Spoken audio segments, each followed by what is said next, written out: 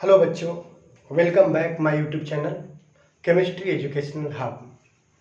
तो आज बच्चों आपको लेक्चर नंबर 3 लेकर आया हूँ सॉल्यूशन का, जो अभी अब तक हम लोग कंसंट्रेशन टर्म पढ़ रहे हैं। कंसंट्रेशन टर्म में अभी तक हम मोलारिटी बताए हैं। आज हम मोलारिटी में कुछ और भी फार्मूले बताएंगे और उसके बेसिस पर कुछ न्यूमेरिकल्स बताएंगे बच्चों। तो मोलारिटी जनरली अगर बात करें तो एक होता है डाइल्यूशन इक्वेशन। डाइल्यूशन इक्वेशन बच्चे बहुत इंटरेस्टिंग है और इजी भी है। अब डाइल्यूशन इक्वेशन होता क्या है? अगर मान लें हमारे पास कोई सॉल्यूशन ए है, जिसका अब सॉल्यूशन है, ये सॉल्यूशन लिया गया जिसका मोलारिटी m1 और वॉल्यूम क्या है v1। तो जब सॉल्यूशन होगा तो इसका मोलारिटी भी होगा और कुछ आपका वॉल्यूम भी होगा। अब इस सॉल्यूशन में हम क्या करेंगे, सॉल्वेंट ऐड कर देंगे। सॉल्वेंट यानी वाटर, मान लीजिए वाटर अगर है तो वाटर ऐड कर दिए। जनरली वाटर जो होता है वाटर ऐड कर रहा हूँ।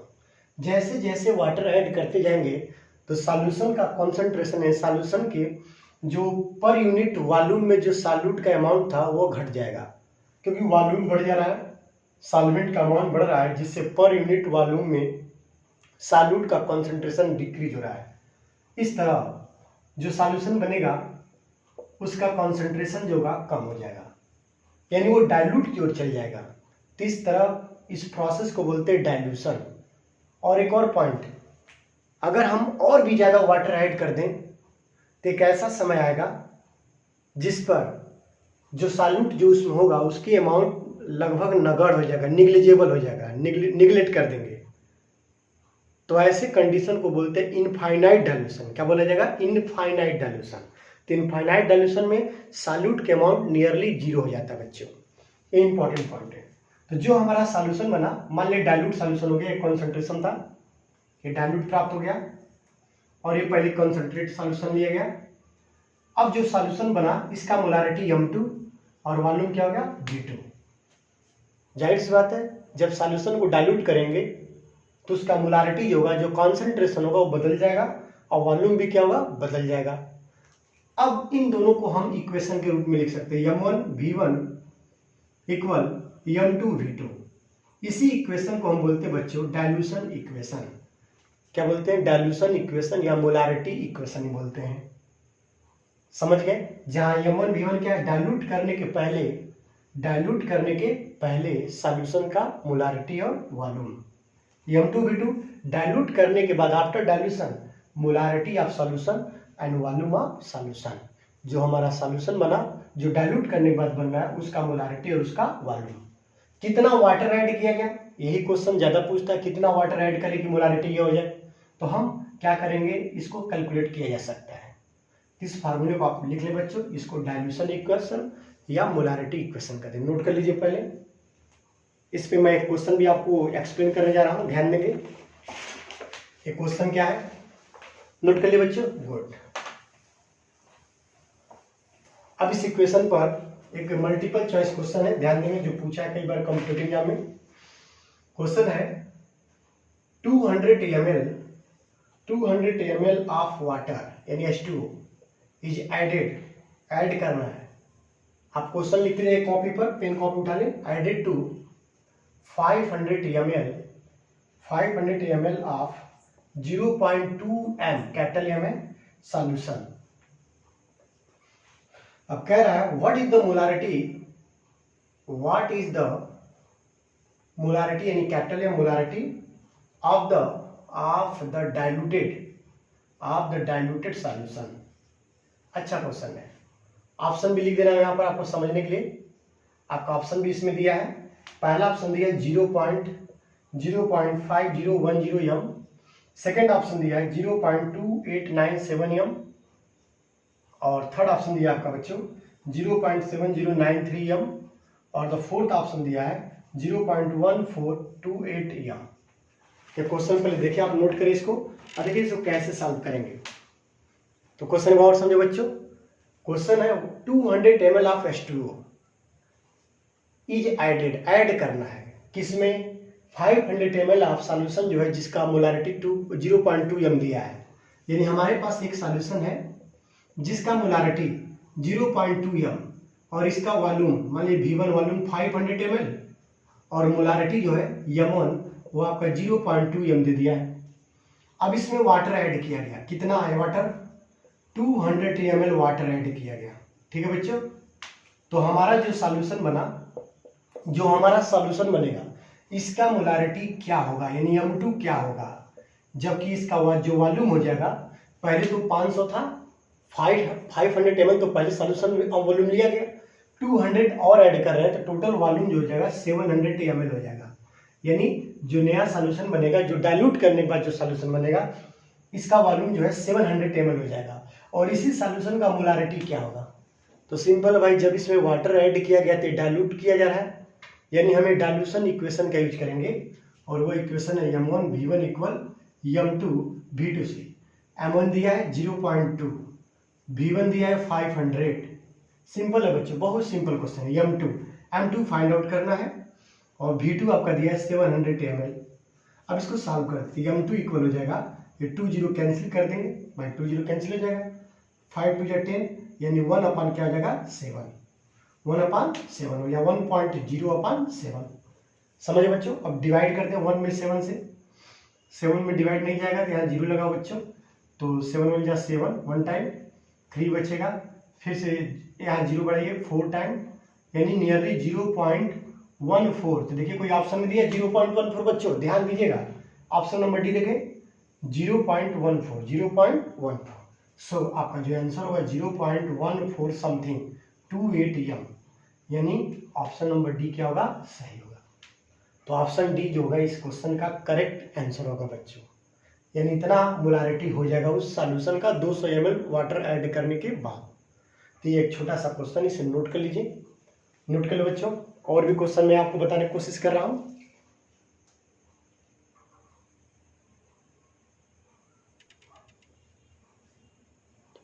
वेल स्टूडेंट्स, अब सेकंड फार्मूला समझ लें, उसी पर एक क्वेश्चन है, पहले फार्मूला समझ लें। अगर हमारे पास टू रिएक्टेंट रिएक्टिंग हो, रिएक्टिंग टू डिफरेंट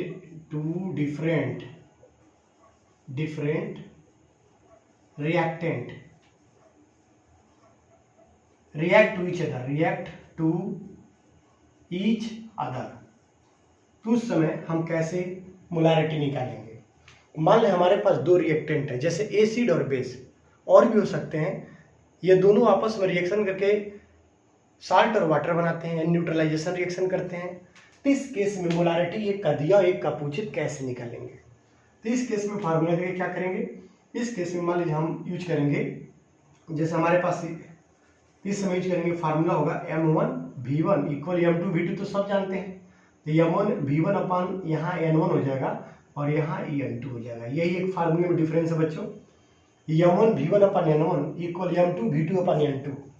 यहाँ M1 V1 तो भाई ठीक है, एक रिएक्टेंट का मोलारिटी वॉल्यूम है, M2 V2 दूसरे रिएक्टेंट का मोलारिटी एंड वॉल्यूम है, लेकिन जो N1 N2 है वो क्या है, बैलेंस रिएक्शन। उन दोनों रिएक्ट जो मॉलिक्यूल करेगा उनका बैलेंस जो रिएक्शन होगा, उन बैलेंस रिएक्शन में उनका स्टोइचियोमेट्रिक कोफिशिएंट होगा। बहुत इंपॉर्टेंट पॉइंट है, स्टोइचियोमेट्रिक कोफिशिएंट होना चाहिए। स्टोइचियोमेट्रिक कोफिशिएंट का मतलब, जैसे अगर मान लें हमारे पास यह Cl है, यह H2SO4 है, H2SO4, और इसका रिएक्शन NaOH के साथ करा रहा है, और रिएक्शन करके बना रहा है Na2SO4 अब प्लस H2O मान लीजिए बना रहा है। ठीक है बच्चे, बैलेंस है। तो सबसे पहले हम रिएक्शन बैलेंस करेंगे। देखें 2H, 2 यहाँ पर 4 2H2, इस तरह रिएक्शन बैलेंस है। अब हमारा रिएक्टिंग स्पीसीज क्या है, H2SO4 और क्या है NaOH। इसका मोलारिटी कुछ ना कुछ होगा M1 V1, इसका भी वॉल्यूम मोलारिटी होगा M2 V2। अब इसका जो कोफिशिएंट होगा N1 जो है कितने मोल भाग ले रहा है 1, तो 1 हो जाएगा। इसके कितने मोल भाग रहे हैं 2, तो ये 2 हो जाएगा। तो ये जो 1 और 2 है इस बैलेंस रिएक्शन में सल्फ्यूरिक एसिड का स्टोइचियोमेट्रिक कोफिशिएंट है और NaOH का स्टोइचियोमेट्रिक कोफिशिएंट है, तो यही N1 N2 है। तो कभी भी जब रिएक्टिंग स्पीसीज के बीच में या दो रिएक्टिंग स्पीसीज आपस में रिएक्शन करके सॉल्यूशन बनाए, तो उस केस में जो फार्मूला बनेगा M1 V1 अपान N1 इक्वल M2 V2 अपान N2।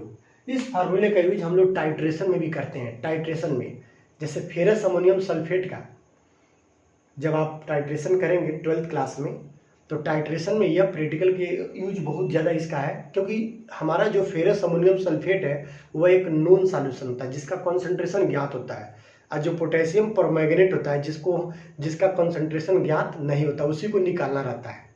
चूँकि वॉल्यूम पता रहता है, यानी फेरस अमोनियम सल्फेट का मोलारिटी और वॉल्यूम दिया है, और जो KMnO4 का उसका वॉल्यूम पता है लेकिन कॉन्सेंट्रेशन नहीं पता है, तो वह दोनों आपस में रिएक्शन करता है और रिएक्शन करके कुछ बनाते हैं। तो उस रिएक्शन में जो कॉफिशिएंट होगा वह N1 N2 का वैल्यू होगा, एक फेरस अमोनियम सल्फेट का मोलारिटी या वॉल्यूम होगा, और एक पोटेशियम परमैंगनेट का होगा, यह उसका कॉफिशिएंट होगा, और यह KMnO4 का कॉफिशिएंट होगा बैलेंस रिएक्शन में। और आसानी से इस फार्मूले का यूज करके हम वहाँ लगा सकते हैं। इसी पर एक हम क्वेश्चन यहाँ लिखे हैं जो IIT में पूछा भी है, तो ये क्वेश्चन देख सकते हैं कितना अच्छा क्वेश्चन है। ये देखिए क्या कह रहा है, to neutralise completely 20 ml of 0.1 m aqueous solution, थोड़ा शॉर्टकट में लिखे बच्चों, aqueous solution of phosphoric acid the volume of 0.1 m aqueous KOH solution required is. यानी पहले आप इसे नोट कर लें, नोट कर लिए बच्चों, तब मैं इसको सॉल्व कर रहा हूँ। ओके, कॉपी पेन पर जरूर लिखते रहेंगे बच्चों, आप लोग मिस्टेक नहीं करेंगे। जहां नहीं समझ आएगा वो आप कमेंट्स बॉक्स में कमेंट्स करेंगे ताकि हम देखें आप लोग क्या नहीं समझ रहे हैं। तो देखिए बच्चों, ऑप्शन भी मैं लिख दिया हूं। तो क्वेश्चन कह रहा है हमारे पास फास्फोरिक एसिड दिया गया, यानी जिसका फार्मूला H3PO4। एक फास्फोरिक एसिड होता है, एक फास्फोरस एसिड होता है। फास्फोरिक में फास्फोरस का ऑक्सीडेशन नंबर +5, फास्फोरस में जो होता है +3 होता है। यहाँ देखें, यह फास्फोरिक एसिड है और यह H3PO3 इसको फास्फोरस एसिड इसको फास्फोरिक एसिड, इसमें +5 इसमें +3।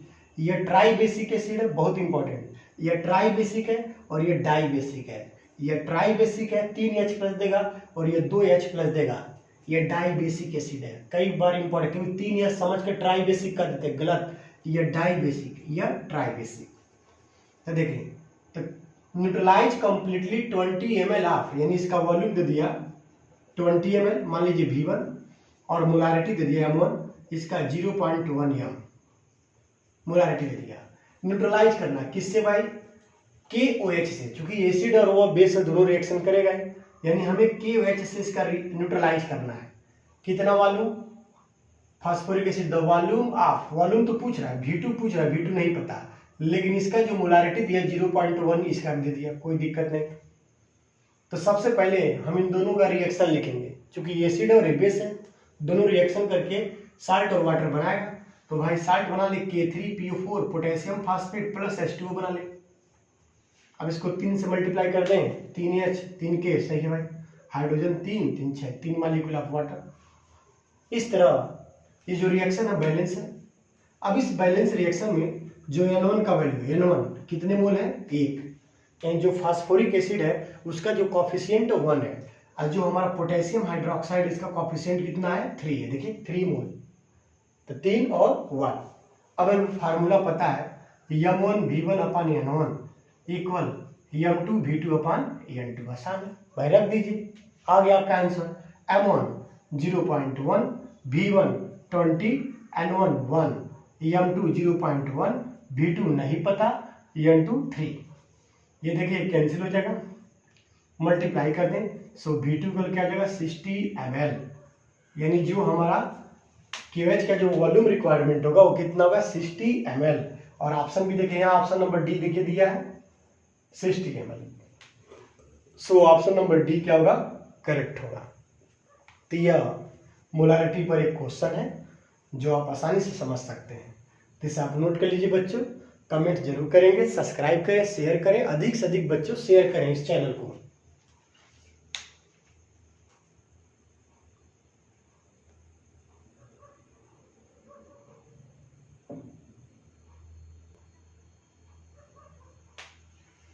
वेल स्टूडेंट्स, अब हम नेक्स्ट फार्मूले की बात करें। वैसे इससे बहुत सारे क्वेश्चन लग सकते हैं, आसानी से आप समझिएगा, ऐसे क्वेश्चन आएंगे, इसी फार्मूले का यूज करेंगे जहां रिएक्शन की बात कर रहे हैं। थर्ड फार्मूला जो है, यह molarity of resultant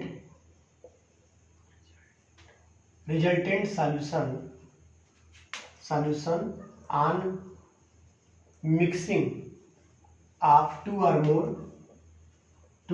more solution। बहुत इंपॉर्टेंट ये भी है, इधर क्वेश्चन पे समझिए। यानी जब दो या दो से अधिक सॉल्यूशन जो होना चाहिए सेम मटेरियल का होना चाहिए, जब आपस में मिक्स कर दें, क्या कर दें, मिक्स कर दें, तो मिक्स करने के बाद जो रिजल्टेंट सॉल्यूशन बनेगा, जो हमारा नया सॉल्यूशन बनेगा, उसका मोलारिटी कैसे निकालते हैं यह बताएगा। तो चलिए देखें, मान लें हमारे पास एक सॉल्यूशन है जिसका मोलारिटी M1, वॉल्यूम V1, एक और ऐसे सॉल्यूशन है इसी मटेरियल का, इसी सब्सटेंस का, जिसका मोलारिटी M2 और वॉल्यूम V2, और भी हो सकता है।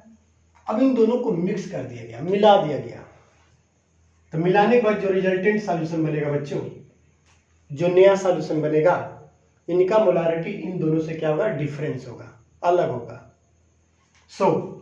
इस नए सॉल्यूशन का मोलारिटी M3 और जो वॉल्यूम होगा V3, लेकिन ये जो V3 होगा V1 प्लस क्या होगा, V2 के बराबर, इन दोनों के वॉल्यूम के बराबर होगा। 50 ml लिया गया, 100 ml 150 ml हो जाएगा, लेकिन जो मोलारिटी वही इन दोनों के सम के योग नहीं होगा। ये बहुत इंपॉर्टेंट पॉइंट है।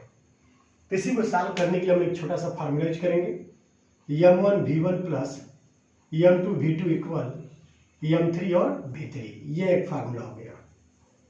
ऐसे एक से ज्यादा सॉल्यूशन, दो से ज्यादा रहे तो, अगर दो से ज्यादा रहता तो क्या करते, M1 V1 plus M2 V2 plus M3 V3, ऐसे और भी रहते, ऐसे कर सकते हैं, और ये हो जाएगा M4 या Mn और Vn। इस तरह इस फार्मूले का हम यूज करके आसानी से जो नया सॉल्यूशन बनेगा, जो रिजल्टेंट सॉल्यूशन ऑब्टेन्ड होगा, उसका मोलारिटी हम लोग क्या कर सकते हैं, कैलकुलेट कर सकते हैं। और इसी पर आपको हम क्वेश्चन बताएंगे, न्यूमेरिकल बताएंगे। तो पहले आप अपने कॉपी में इसको नोट कर ले बच्चों, बहुत इजी है, नोट कर लीजिए।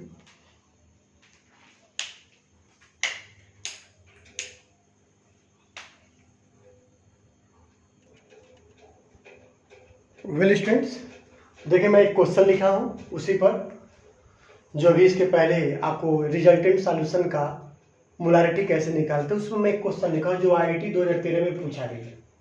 अब क्वेश्चन क्या है, द मोलारिटी ऑफ ए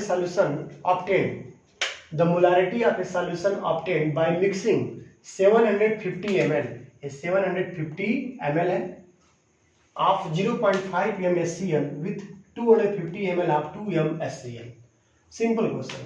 तो मान लो हमारे पास कोई एक HCl का सॉल्यूशन है जिसका वॉल्यूम आपका दिया 750 ml, मान लीजिए, ठीक है बच्चों, और मोलारिटी कितना दिया है, मान लो आपका Mn 0.5।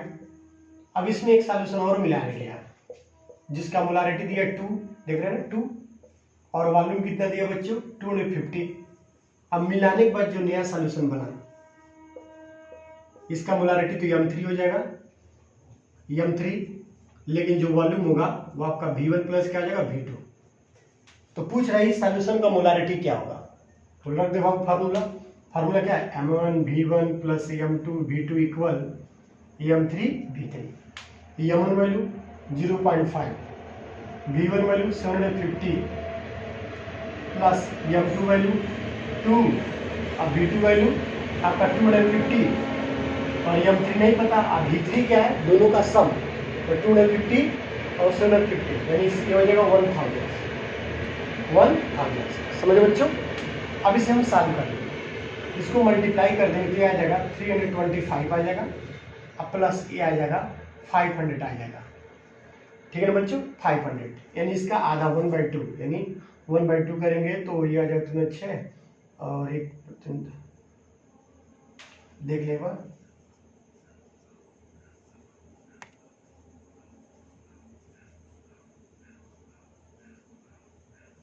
इन्हें गलत लिख दिया हूँ, 375 आएगा, 375, और ये हो जाएगा M3, और ये 1000 से इधर भेज दीजिए 1000।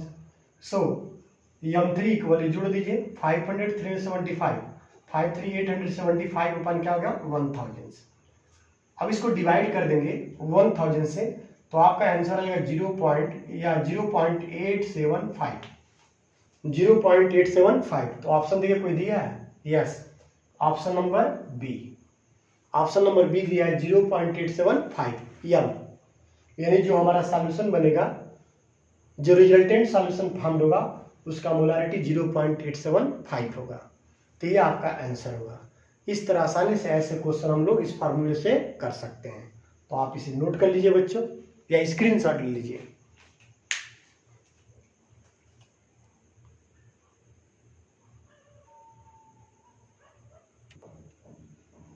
वेल स्टूडेंट्स, एक और क्वेश्चन ऐसे लिखा हूं, if 20 centimetre cube of 1 ml equal 1 centimetre cube, if 20 centimeter cube of 1.0 m CaCl2 and 60 centimeter cube of 0.2 m CaCl2 are added या मिक्स मिला दिया गया, what will be the molarity of the resultant या final solution. तो simple है, same formula m1 v1 plus m2 v2 equal m3 और v3। m1 कितना दिया 1, v1 कितना दिया 20 प्लस m2 कितना दिया 0.2, V2 कितना दिया 60, M3 नहीं पता है, और V3 जो है दोनों का सम, तो 60 और 20 80। इसे सॉल्व कर दो, वो आपका आंसर हो जाएगा। तो आंसर आप लोग सॉल्व कर लीजिएगा। क्लियर? ओके, एक और क्वेश्चन मैं आपको दे रहा हूं, क्वेश्चन सॉल्व करके कमेंट्स बॉक्स में जरूर करेंगे आप कमेंट्स। ऐसे फिगर बेस्ड क्वेश्चन है, देखें 20 ml of decimolar sulphuric acid solution plus 50 ml of centimolar solution of sulphuric acid plus 500 ml of semimolar solution of sulphuric acid. तो find out molarity resultant solution, ये आपका question रहेगा आपके लिए।